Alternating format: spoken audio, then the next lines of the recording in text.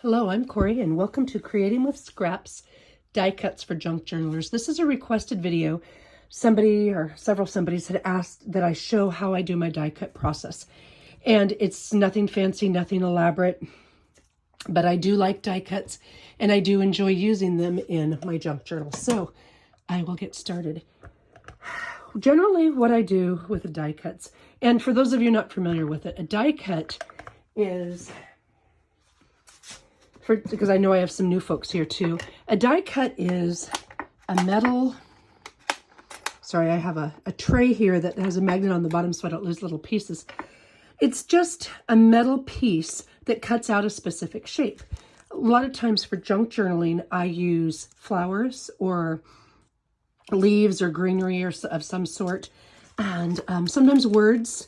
You can also, of course, use other shapes, but you can see here, most of these are leaves or flowers, butterflies. Some are more decorative and intricate than others, different sizes. You can also do things like envelopes or bows or ribbons, or there's just, if you can possibly cut it with paper, there's a die for it. And so I just grabbed a few different things to show you what I'm talking about. Most of the time, what I do is I use flowers and or leaves. And there's, like everything, there's way more than one way to do it. And this is simply my way. Jennifer McGuire is a well-known stamper if you're not a stamp person, and she's got some great videos on die cuts and techniques. And Tim Holtz is the creator of most of the dies. Like here, this one's a Tim Holtz, I don't know, wildflower garden, and I just purchased off Amazon or Simon Says Stamps, maybe even scrapbook.com. And this one is Simon Says Stamps. I've got 3 different dies here, and these are the ones I'm using for today's sample. But anyway, for those of you brand new, it's a piece of metal. Sorry, the overhead's reflecting on the plastic sleeve that I keep it in. Piece of metal, you run it through a little machine. Now, there's all different kinds of machines, and again, there's a gazillion videos showing you which is the best and why and that type of thing. Most of the time, honestly, I use my tiny little Sizzix Sidekick because it sits right on my desk. It has a little mechanism to hold it in place, and it sits right on the corner of my desk. I have a big shot, and my die cut machines are old. They have electric die cut machines, bigger sizes, oversizes. There's as many die cut machines as there are die cuts practically. But what you do is you run it, well, actually, I should put that back here, because you run it through the machine and you get an image cut out. And I'll move that out of the way so you can see what I'm talking about. And you know what? I will do one as a quick sample just so you can see what I mean. A lot of times people use cardstock. Here, I'll just use this particular metal die. It's some kind of a flower. I'm not flower savvy, so I couldn't tell you what it is. Maybe a daisy. Or maybe I just like daisies and it makes me think of a daisy. So you get yourself a piece of cardstock, and this particular machine will cut up to 2.5 inches wide. It's a tiny little machine. So I've got a piece of, this happens to be textured cardstock. Not sure if you can see that. And you line your paper up with your die. You put it between this plastic sheets of a sandwich. And because I know my machine and these die plates are wearing, I use a shim, just a piece of paper shim. And you put it on your machine and you roll it through. Again, like I said, there's electric ones. You can just push a button and it'll push it through for you. But this is works pretty well. And when you're done, you just lift up your piece and you have a die cut image. Now you can use special tools, like this is for my Cricut machine, or you can use a pokey tool. You can use whatever you want. And it pushes out the little individual pieces. And then, so that gets rid of all that. And then you see these little bitty holes in the back of the die.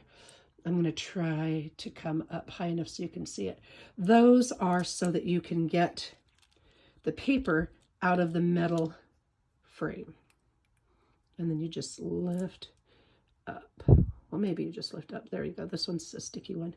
And my paper, I could easily tear it, but it's coming out. I just didn't want to tear it. All right. So this transforms into this. And this is just a single layer die cut. Now I could use it just like this. I could put ink on the paper. I could leave the paper just like this. I could use textured paper, patterned paper. You do want something with a little bit of heft to it, so that's why I recommend cardstock, but you certainly don't have to. You can use thinner paper. You're just going to have a thinner product when you're done. All right, so you've got this when you're done. This metal piece transforms into this. But what you do here is what makes this kind of fun and different and interesting, I think. So, for example, this particular flower was on that same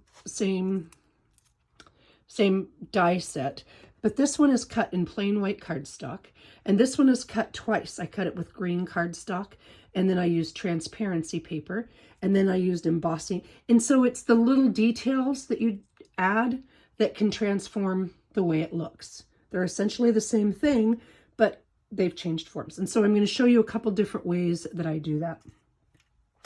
One way, a very common way, a very popular way, is to add ink. So I've got this white, and these were the same exact white, and I used some Tim Holtz Distress ink. Now there's Distress Oxide and Distress ink, and they both work well, and they both work with water, and they're both great products, but they do different things. And definitely see a Tim Holtz video, Timholtz, if you're not familiar with him. He's got lots and lots and lots of videos that talk to you about the difference between Distress Oxide and Distress ink. So these flowers were made with Distress ink, and these were made with the exact same colors with the Distress Oxide. They just give you a little bit different look. This is the Distress Oxide. I put it on my desk, and I put my paper into it, and I used it to cut out this flower. All right.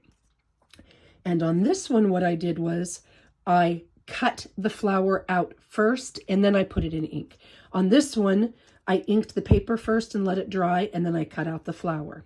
And the reason I make that definition is because I'll show you, it kind of changes the effect that you get.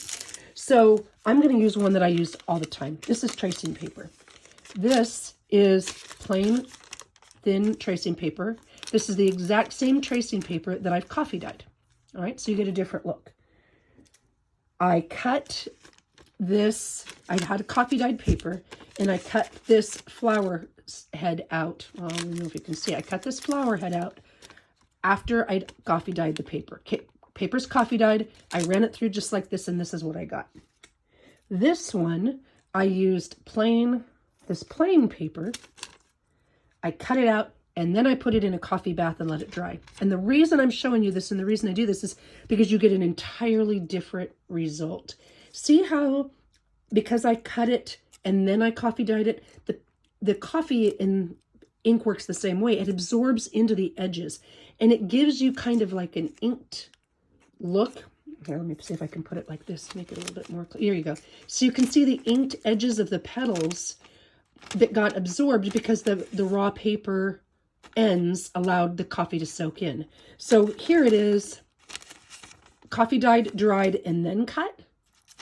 Here it is, plain, then dunked in coffee, and then dry. So you can see you get an entirely different effect. And neither one's right or wrong. It's just a matter of what you want it to look like. All right, so I've got it to this point. And then what I'll do a lot of times to kick it up even more is I'll cut it twice, and I'll cut some of the stems. And you can mix and match, just like with this particular set. Here, I'll pull this one up. I can cut this stem and put it with this flower, or this flower and put it with this stem. I mean, you don't have to match the top to the body if you don't want to. I mean, you can if you want to be authentic, but I don't care that much for my journals about being authentic. And like this one, when you cut it, it cuts really thin for some reason, and it's not very sturdy, and it tears easy, but this one works great. And this one's got wider petals, and so if I've got a narrower area, I might want narrower petals. So you can mix and match easily. So I will often cut it with, let me use one that was a simple line. Here we go. I'll cut it with green cardstock in this case. So this one I cut green cardstock, and then I put it in coffee so that it would absorb the ink, or the coffee at different levels. And then what I can do is glue this together like so, and then embellish the middle. All right. And that's how I get this kind of effect. And the way I do it is coffee dyed transparency is a great source. It takes the coffee well It makes it a little thicker and a little sturdier. Vellum is a harder paper. This is coffee dyed vellum. This is uncoffee dyed vellum. When you coffee dye vellum, it kind of gets even more brittle and tougher to work with. It's not that it can't be done, because you can see it can be, and it absorbed the ink or the coffee at the edges there. But it's just a very, very hard surface. I find coffee dyed tracing paper to be much more forgiving. And then to get that embellished center that I wanted on these particular ones, like if I wanted yellow, I'd use this yellowy pen. You know what? Why don't I just do that? And if I wanted a brown center. Now, you can use regular pens and color the centers and call it good. You can cut another piece out of cardstock to put in the center and call it good, kind of like I did here. I made the stem, I'm going to zoom in just a little bit so you can see a bit better. Okay, I made the stem out of green and the top out of coffee dyed tracing paper. I could cut it one more time with, like, say, a brown cardstock and make my center, and then just layer it and glue it that way. But you can also do it with, here, and I'm going to go like this so you can see. So I want this kind of a glossy raised center like I have with these. And the way I get that is, Caron markers are wet. You can use any regular pen, but it's not very wet. So let's say I colored it with a regular pen. I couldn't put embossing powder on it and emboss it right away because it doesn't stay wet very long. Well, the Caron markers are wetter markers, and so because this is a hard paper and it doesn't absorb the ink as quickly, it stays wet for a few seconds. And I am going to just, I'm not even going to do it perfectly. I'm going to just do a little bit here, and then I put the embossing powder on it and tap it off. And then I would heat set that. I don't know how well you can see it, but there's a little embossing powder, and there's all different kinds of embossing powder. I just happen to like this one because it's, if you can see there, it's kind of got a different gradients of color, and it gives you a really cool effect. It gives us the effect that I had on these other flowers over here. Now, if I wanted another color here, I could just come in with another one of these markers. Now, regular markers will work, and then you can just use an embossing pen or something after it, right? But this is what I have, and this is what I use. So, and then I'll just put a little bit more embossing powder on there. And then when I heat this, these colors and that ink will kind of blend together. And it gives us the same look that we have here. Now, if you don't have that embossing powder, or you don't have an embossing gun and you don't want to do that step, no problem. You can get a very similar look with using a product like, I use Nouveau Crystal Glaze, but Glossy Accents, Diamond Glaze, Crystal Lacquer, they all do essentially the same thing. And so once you've got your paper in the center, you've got it colored the way you want it, you just come in and put a little of this liquid gloss on top, and then you can heat set it, you can dry it in the microwave, but don't leave it alone because it could burn, or you could just let it dry naturally. All of them give you essentially the same effect. And that's it. And I just kind of sit and assemble them when I have some time, and then I use them when I'm ready to use them. And oh, that one's all got all bent. And that's how I do die cuts. Now, I wanted to show you real quick before I'm done. Oh, sorry, one of the dogs is coming to say hi. With different papers, you get different effects. For example, this cardstock produced this color when I put these pieces into a coffee bath, and then they dried. And you'll notice that even the same paper can give you different effects. This is a plain white cardstock with a little bit of texture on it.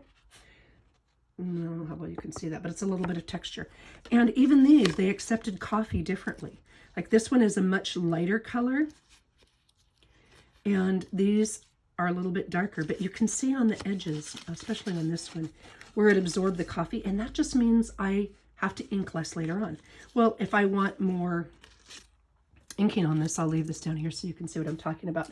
I can do a couple of things. If I want a little bit more color, a little bit more variation, I can use a blending tool, and there are two different kinds. Well, there's probably more than that, but I'll use the bottoms of these.